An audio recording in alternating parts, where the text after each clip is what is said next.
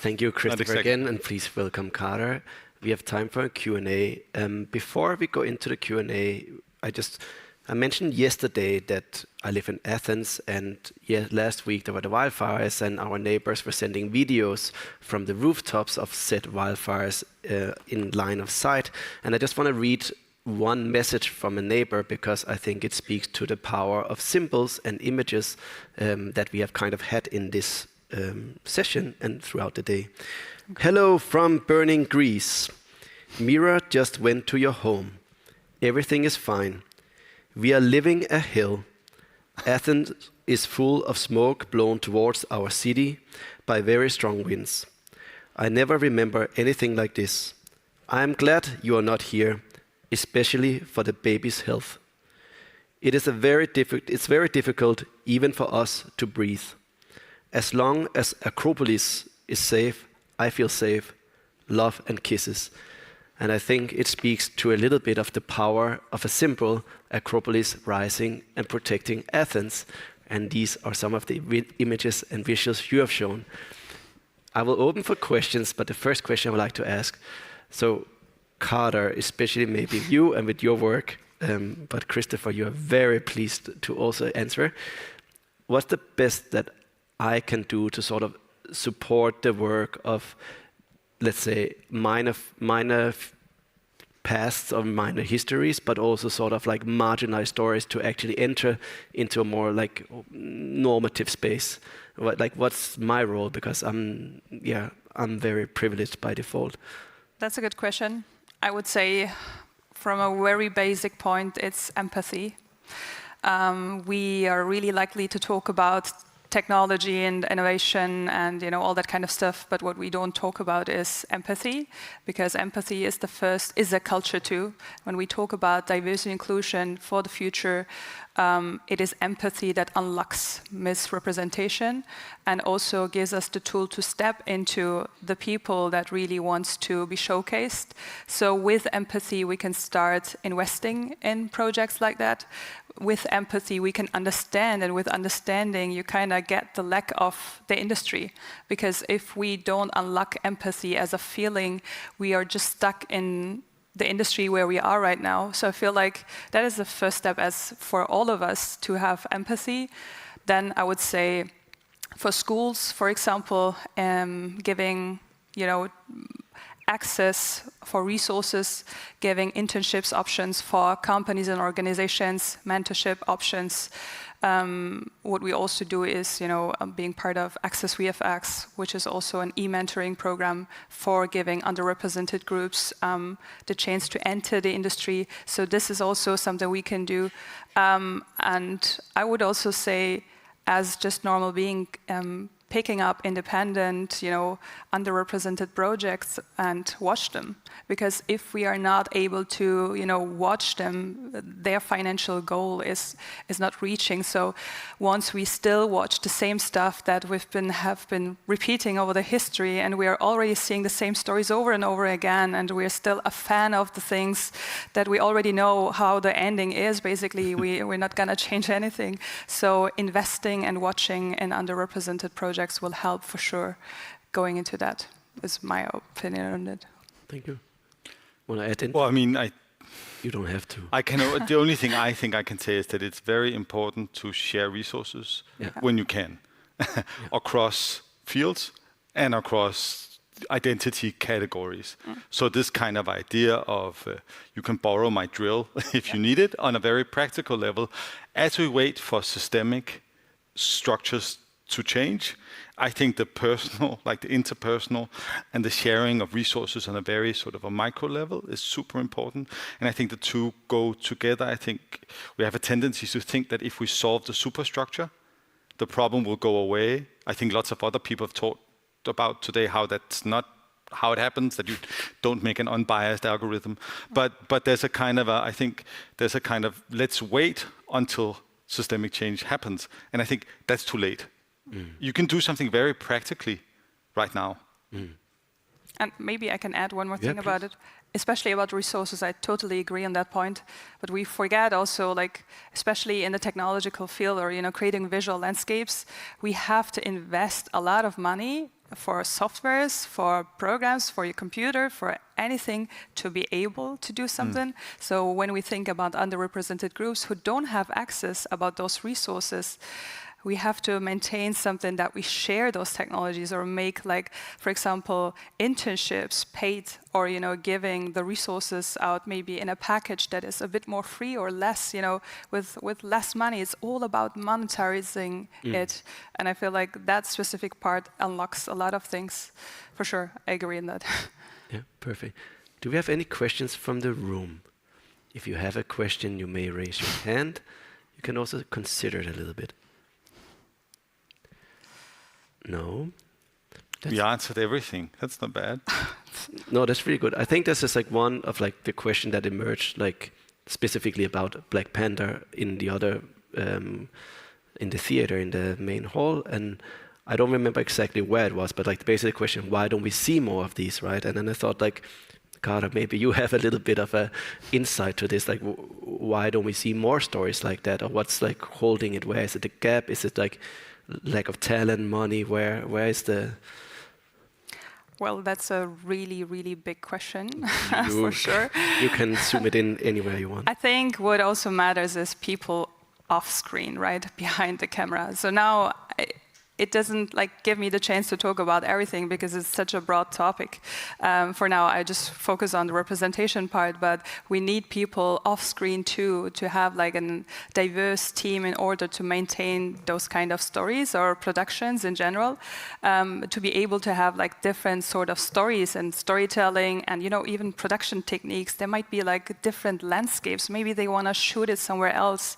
But in order for that, we need the people behind the screen too. So it starts actually from my point of view, in order to see more films like Black Panther and that kind of stuff. Or a good example is like Miss Marvel, in my opinion, that really made it also happen to explain different and cultural approaches coming together, is because the team was diverse, because they had so many different perspectives and they kind of sneaked into more like insiders of different cultures, where people, when they watched it, they were like, I know that kind of term, because they had people being in the team that were actually putting some kind of inside jokes into the scripts, and then also visually, it was so pleasing for me. So I think the team itself considers a lot, but I also know it's an economic thing too, like, you know, where you want to showcase your project. In order for that, you just focus on the stuff. If you want to showcase it, I don't know, in a specific region, then you just go for it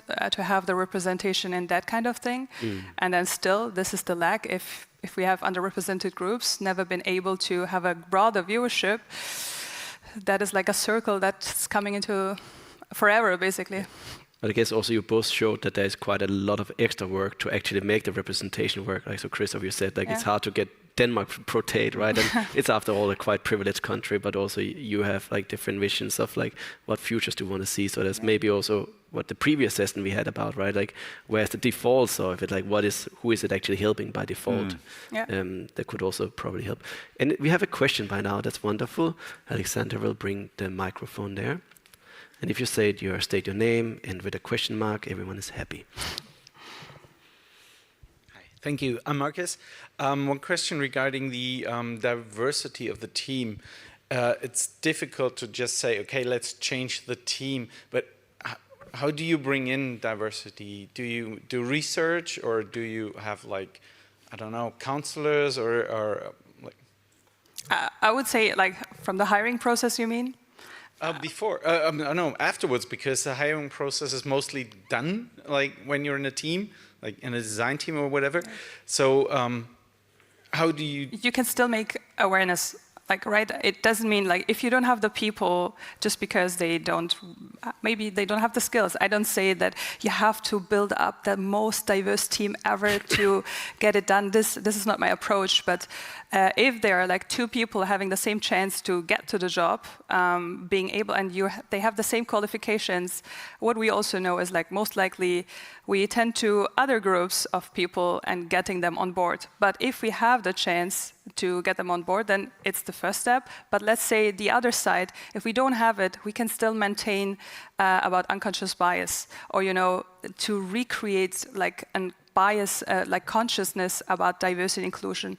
And what I also mean with that, maybe that got misunderstood, maybe it doesn't mean in order to have diverse stories that we have to have for sure a diverse team, but it's just about acknowledging it, to exchange ideas, to have like more different perspectives about what we want to create in a design field, in a story, or in anything. So it doesn't mean like I have to be in there because I want to talk about Muslim representation. Like this is not what we want. It's just about being able to share ideas and thoughts, and with that it gives like a new way of unlocking creativity in my kind of thing. So from the hiring process, maybe that's not like my part of how this get done, but if we have an equal system to get people in, and with not filtering them out because of any kind of background or I don't know, like profile, let's say, this also happens, and happened to me so many times. It's still a thing, even though we think it's a standard now. We don't do this, it's happening. With that being said, going over our companies and teams and making sure we are acknowledging what diversity and inclusion really means. It's not just about being understanding like, hey, you have this culture, it's nice, and then this guy has another culture, also nice, now we are diverse and included. No, it's about so many other structures, and once we are aware, we can focus in our researches, for example, for designs and references in other fields too. We give ourselves the chance to dive into landscapes that we maybe didn't do research before.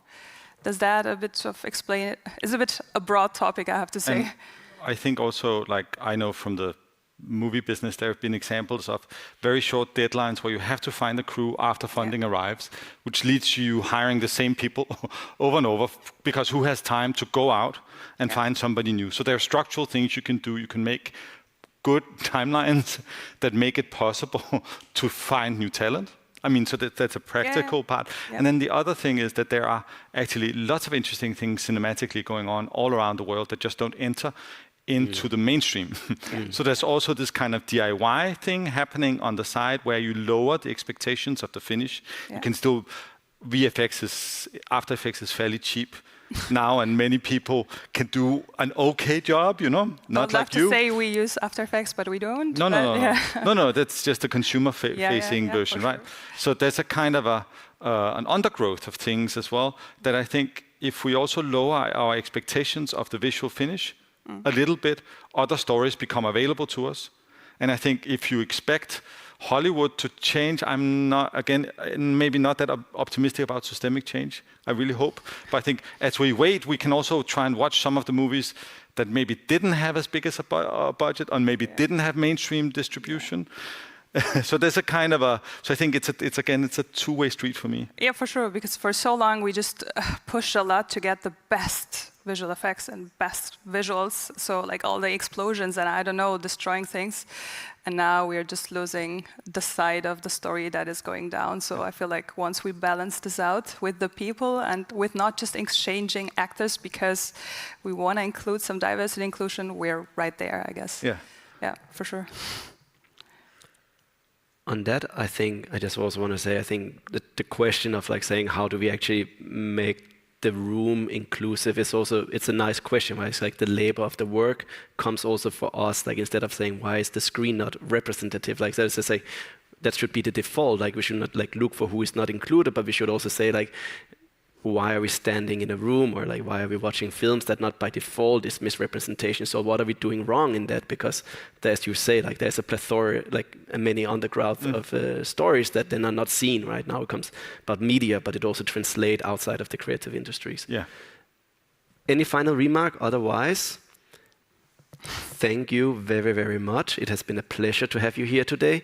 We are not fully done. There is the Nick Hasty's keynote at 4 p.m. in the theater, and there's snacks soon. But please give a hand to Kader and Kristoffer.